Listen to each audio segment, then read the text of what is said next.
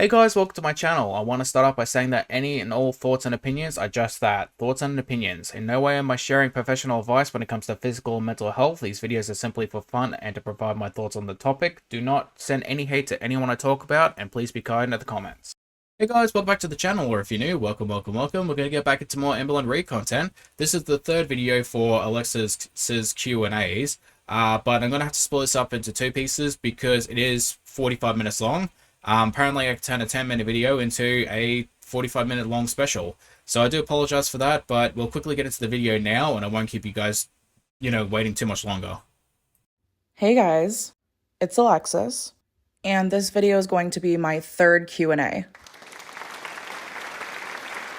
I also want to talk about a conversation that I had with Amberlynn in January, and I also will be releasing two conversations that Tommy had with two separate random Instagram users. Tommy, when are you going to learn? You cannot spill your guts out to these random people.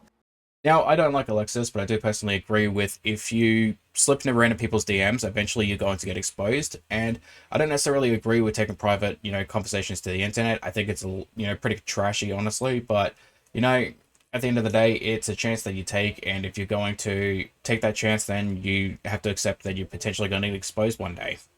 Especially if you ever had any intention of getting back together with Amberlynn. But maybe after this video, you'll start to think before you speak. Or type. And you've probably also figured out by now that you could do anything and Amberlynn's still not going to leave you. So live your best life, I guess. Honestly, the situation is still pretty hilarious to me because it's like two dogs fighting over a rope toy, Amber being the rope toy in this situation. And like, it is just the trashiest prize imaginable. You two are fighting over an abuser, and then at the end of the day, you're still lost. You're making videos essentially because your ultimatum lost. You thought your emotional connection with Amber was going to win, and you did not, overestimate the ability for Amber to need validation and the ability to be taken care of by a caretaker. Like, you were never going to win that argument in the first place, and you were tossed aside like last night's scraps. And I'll admit, I do feel a little bad because nobody should be used like that, but at the end of the day, you kind of know what you signed up for when you decided to watch Amber for, was it 4+ years, and then choose to try and get into a relationship with her and then a friendship with her. So like, I think a lot of people are on the mark that, you wanted to date Amber and Amber just wasn't as interested in you as you thought you were, or really you wanted to have a relationship with Amber and you saw the red flags, but then you wanted to stay being a friends and you couldn't handle the rejection. And I get it. To an extent, most people kind of don't really like being second best, but at the end of the day, you kind of knew what you were signing up for. This first question is, does Amberlynn yearn to be besties with Jordy? She said it herself that he reminds her of a special someone. It's a pretty obvious answer. Like, definitely, she needs the validation from Jordy. She has admitted multiple times he does remind her of someone special. But at the same time, that's really just pretty much everyone for Amber. Like, nobody can have a negative feelings or criticisms towards her, even if they're not valid or they are valid. It doesn't matter what it is, how big or small it is. She needs to try and change people's opinions so that they're positive. And it really is just flat out crazy because she has gone to some crazy lengths of trying to convince people how good of a person she is. Now, I just want to say I see the frog and I love Karina. And I also love Jordy. They have always been and always will be my favorite reaction channels. And if you were paying attention in my last two videos, I kind of subtly alluded to that. Now, this right here actually makes me really interested in finding out how long she has been friends with Amber for, while also watching like the reaction channels. Because if watching Amber for 4 years does not give you an insight of who she is as a person, but then you continue to watch reaction channels and find out like how people perceive Amber's actions, especially like someone like Karina. Karina's a very critical person in the sense that she does not disrespect people. She does not go for personal attacks or low blows. She will stick to the facts. She will call out your bad attitude, your bad actions, and your BS, and she'll just leave it as that. Like, if you could watch Karina Kaboom and still choose to remain friends with Amber, it kind of speaks volumes about your character as a person, because you're essentially just overlooking all of the red flags that Karina calls out. And she's a very insightful person. Like, she calls it out every single time on the mark without fail. But anyways, yes, I do. That's why in the live stream that she deleted, I had mentioned something about like, oh, I thought you liked Jordy. Because I really genuinely thought she did. But I guess we're playing pretend over here and she doesn't. So I also want to add a fun little story time moment to this. So when Amberlynn was living in Kentucky, she saw a license plate that belonged to the same state that Jordy lives in. And she freaked out and was like, oh my God, he's stalking me. He sent someone to stalk me. And I was just like, girl, I think you're a little paranoid, but I also didn't really know. So I was just like, it's okay, like trying to comfort her. But now that I think back on it, that is ridiculous. Now, I'm not really going to shit on Amber too much for this because I myself have an anxiety disorder. I also have severe paranoia, and I have had multiple times in which I've had not quite situations like this, but I've had really intrusive thoughts that are extremely irrational. And it does, like, in the moment, it really does feel like a very real thing, and you do feel like you are in danger. Like, a panic attack is genuinely crazy. But then when you are looking at it from an outside perspective, once the situation over and done with, and you get that chance to calm down and, allow your nerves to just settle, you look at it and you go, wow, I was acting full blown crazy just then. It was incredibly irrational. And you do take a moment and you kind of process it and just laugh it off.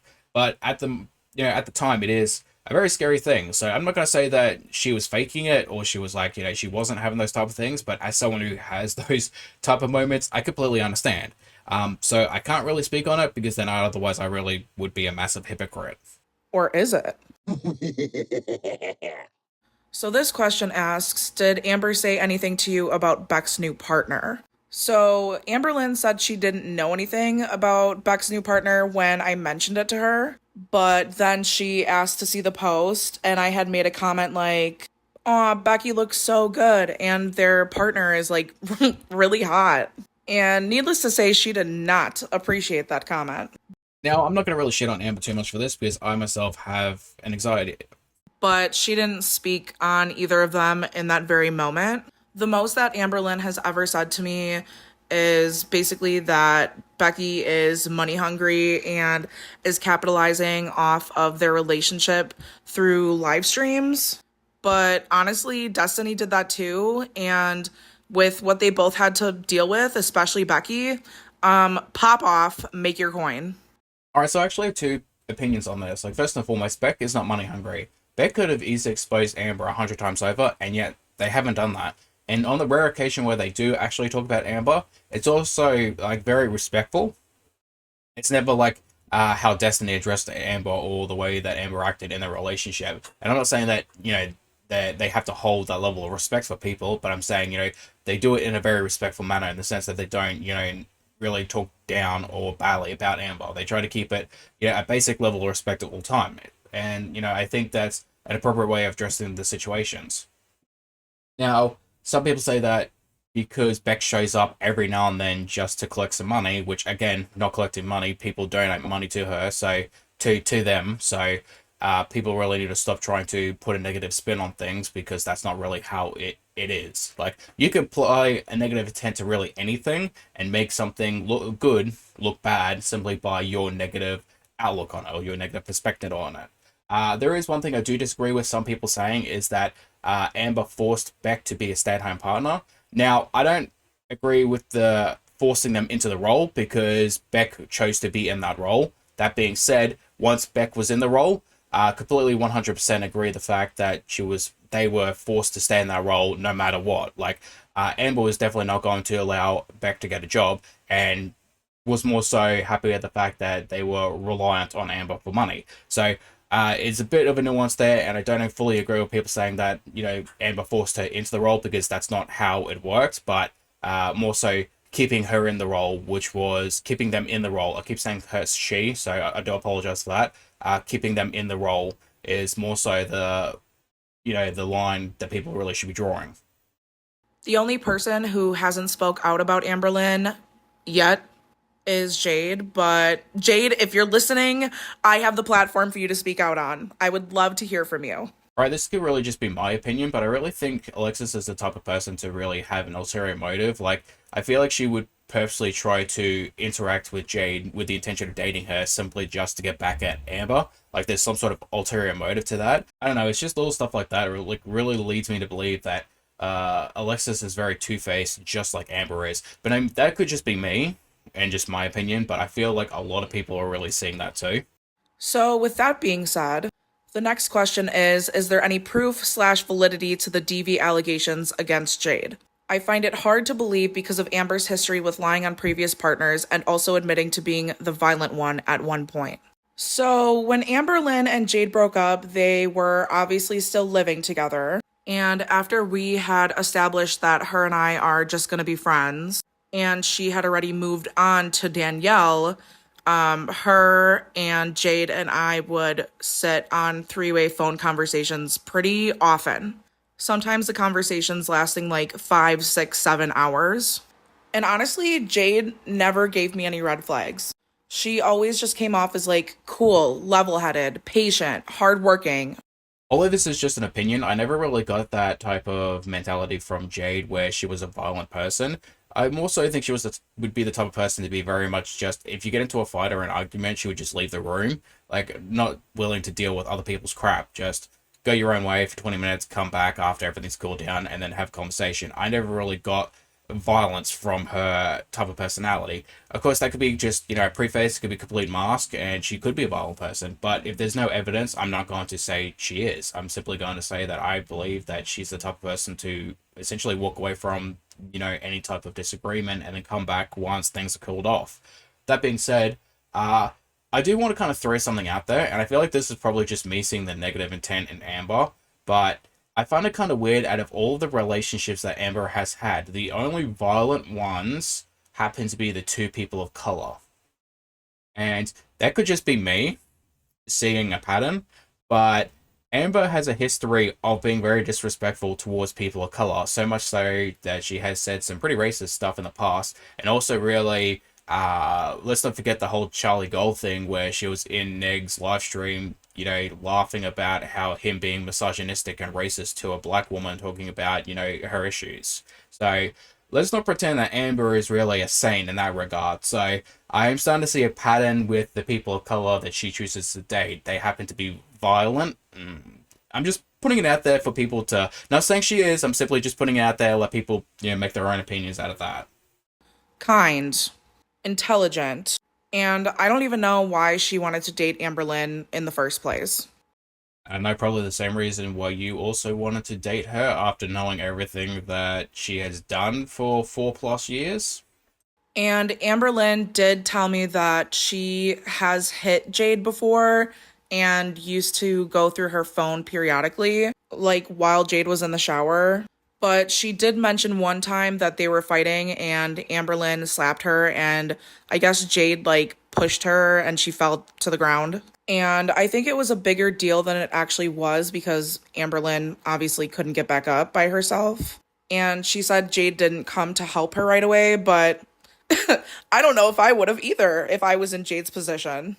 Alright, I'm just gonna call Alexis on something. First and foremost, it doesn't matter how minor a domestic abuse situation is, it should never be trivialized. If it gets to the point where someone is willing to put their hands on you or potentially put your hands on you, get out of that situation 100%. I don't care what anyone says, like, oh, I was never intending to do it, I just threatened to do it. Doesn't matter. If someone's willing to threaten you, they're going to get to the point where they eventually will put their hands on you. So just get out of that relationship straight away. And it doesn't matter if it's a poke, a pinch, a slap, or whatever it may be, it will progress. It always starts off minor and it will progress, and you will be in very real danger in the future. So that's like the first thing. Secondly, I'm not going to believe anything Alexis or Amber has to say because, one, it's secondhand, so you don't know whether it's truth, and two, the secondhand information is coming from the person making the allegations. So you don't know what the truth is because Amber is a compulsive liar. And if we're not going to believe really anything when Amber says is the truth, why would we believe her in this situation as well? Like, yes, she makes herself look bad, but at the same time, she makes Jade look bad. So we don't know whether or not that actually happened. So half of that could be true, none of that could be true. It could be completely true, or somewhere in the middle, really. We don't know. So you know, a lot of people say there is her truth, and the real truth. No, there's perspectives of the truth, and people often warp the reality of the truth to fit their own narrative. And I'm not going to believe Amber, and I'm sure it's all not going to believe Alexis, because she is very much just like Amber, and she's getting her information from Amber. I mean, I'm sure Jade could have fought her back. So if the worst she's ever done is pushed her and Amberlynn fell over, I wouldn't say that this is like a valid DV allegation.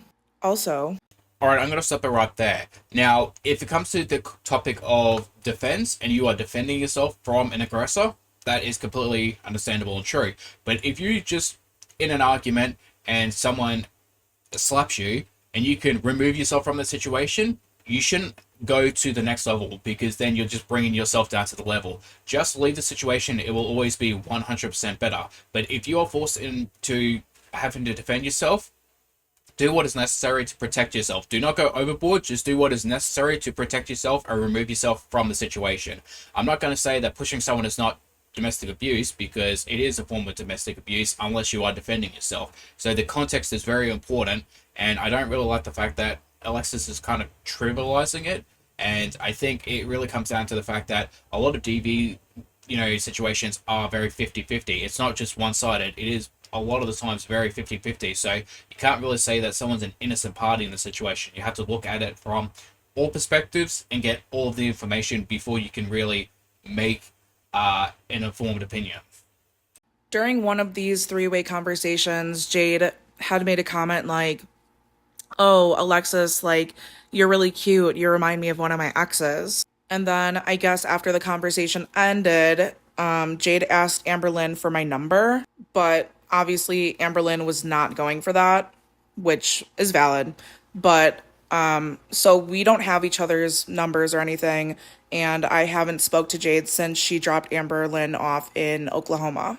Also, right before Jade was supposed to take Amberlynn to Oklahoma, they were fighting pretty bad. So Jade was like, "I'm not taking you. I don't care. Ask Alexis." So Amberlynn actually did ask me to take her to Oklahoma, and I was going to get a rental car and take off of work and drive her from Kentucky to Oklahoma. But at the last second, Jade changed her mind and she was like, "Whatever, I made a commitment. I'll go through with it." And I think she felt bad about me taking off of work and having to put my life on hold for an obligation that was hers and not mine. I mean, that's more so what I'm really talking about with Jade. I don't believe that she's really that bad of a person because, one, she offered to take Amber, but then, the two of them were disagreeing, which is perfectly fine. If she wants to withdraw, not wanting to take Amber, she doesn't have to do it. She doesn't, she's not forced to do that thing. She doesn't have to do it if she doesn't want to. But she saw that it was inconveniencing someone else, and she was like, all right, I will still do it simply because, someone else doesn't have to do it for you. At least, that's a really kind thing to do, honestly. And, I respect Jade for doing that. I mean, me personally, I would really just tell Em to go get stuffed and just, Uber your ass up there if you have to. I don't care. It's not my really issue to deal with. You figure it out yourself. I can assure you I'd be a very petty person to date Amber, and honestly, I feel like Jade would probably be a better partner than me, because I'm the type of person who will put the same level of energy into a relationship, and if you are going to be kind, respectful, and honest with me, you're going to get that person. But if you're rude, standoffish, and aggressive, you're going to get that energy back. Like, I won't physically, put my hands on someone, because I'm not that type of person, but I will sure as hell match your energy when you're being rude. And if you're the type of person to, throw a fit because you don't get your way, well, I can assure you, I'm going to throw a fit and show you what it's like. If you're going to give me the silent treatment, I'm going to give you the silent treatment. If you're going to expect me to be a sidekick, I'm going to treat you like a child. That's just how I am. I'm not your father. I'm your partner. We are equals. You either communicate to me or I don't talk to you at all. It's really that simple. And you trust me, you don't want me talking down to you like a child because I am extremely goddamn petty. And Amber, honestly, Amber would probably like that. I don't know. She would have some weird ass kink about that. She would love to be treated like a child.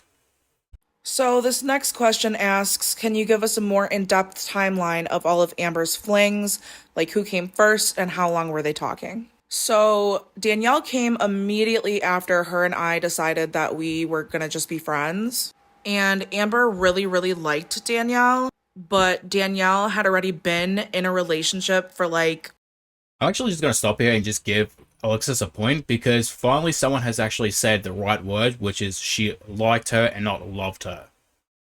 10 years, I guess, already. So she gave Amber the same excuse that Erica did, which was, I'm only in this for financial reasons. But both Danielle and Erica claimed that their partner slash wife didn't work. So I'm not really sure what that was about. But Amberlynn believes anything you tell her if she likes you enough. And if you're just outright cheating, you kind of have to have some kind of story as to why you're cheating or why the cheating is like validated. So I don't necessarily know if this is the truth, but this is just what I know to be true. I never really understood the mentality of cheating on your partner, let alone being the person to cheat with someone on their partner. Because, like, why would you want to be the person that they really get the kicks off with, but then, you know, essentially go home to your own bed because they're going to go home to their partner and you're going to be alone at the end of the night. And you're also not really going to be the only person they're seeing because most people, when they cheat, they've got a line of other people. Like, you're not the only side piece they're going to have. They're going to have multiple people to fill their, you know, essentially what if they're missing in their relationship. So, you know, it's more like really just get more self respect for yourself. As far as Abby goes, she was just this random 20-year-old that messaged her on, I don't know, Instagram, TikTok, some kind of platform. And Amberlynn knew she was 20 when she started talking to her. And when she told me, I was like, what is wrong with you? A 20-year-old has nowhere near the same mindset that you do. Like, Yeah, I definitely agree. And age gaps of relationships are a bit tricky in the sense it requires the context of the situation. Like, say you have a 10-year age gap, it is very different from a 20-year-old dating a 30-year-old and a 40-year-old dating a 50-year-old. Like, those are two different, completely very different things. Like, someone who's 20 years old doesn't have a fully developed brain, who's still trying to figure themselves out, probably still going to college or higher learning, trying to, you know, build their income and stuff like that, essentially try to get their life on track in order to be able to really plan for the future and settle down. Meanwhile, when you're in your 30s, you pretty much got that all worked out, and you're essentially getting to the point where you're pretty much set for your life. So there is two very, very different stages in life between those two things, and there is huge power dynamics in that. Where in comparison to the 40 and 50-year-old, the two of you are probably closer in, you know, your life stages. So seeing Amber date someone who is barely, you know, barely legal, honestly, because 2 years, I mean, depend, is it 17 years old or is it 18 years old? What, like 2 or 3 years, we'll just say that. That's not too far off really being a child still. And yes, I know a teenager and an adult is a little bit different, but I mean, really, it was only last year that she was a teenager. She was 19, which makes you still a teenager, so extremely weird in my opinion. part of her brain isn't even fully developed yet. And then when I expressed that I thought that was gross, she backtracked and lied and said that she was 25. And then she lied again and said that Abby had lied to her and said that she was 25, but she's actually 20. Either way, Amber knew her real age. So the age gap between them would be like me dating a 15-year-old right now. To me, it doesn't really matter whether or not you knew the entire time or if you found out halfway through and like still tried to continue the relationship, because either way, you're still in the wrong. And like, this is another thing that I kind of disagree with Alexis, because she says that she found out and she was grossed out. Again, morally speaking, I would distance myself from a friend, regardless of I knew this friend for a year or if I knew this friend, you know, my entire life. If I found out they were dating someone so young and they were 13, 14 years older, I would just be on principle alone, be like, yeah, no, I can't do that. I'm sorry. We're not friends anymore. Because it's just, there are lines in which people shouldn't cross, and dating someone that much younger is a line that really shouldn't be crossed. And again, you know, if you really are so much older in your 50s and your 60s and you're dating someone a little bit younger who's in their like 40s, late 40s, early 50s, you could probably justify that because, again, both yous are at the point in your lives where you're probably equal, even with the distance in like relationship dynamics and age dynamics. But to be in your late 40s, your late 30s, dating someone in their early 20s, yeah, that's a hard no. It is just gross at that point. Alright guys, this is going to be the end of the video. I do want to apologize. I'm probably going to have to split up into 2 parts. It is 45 minutes. I could turn a 10-minute video into a 40-minute video apparently. I do apologize for obviously talking too much, but I hope you guys enjoyed the video. Please leave a like, comment, maybe subscribe if you feel like it. And as always, I hope to see you guys in the next one. Bye bye.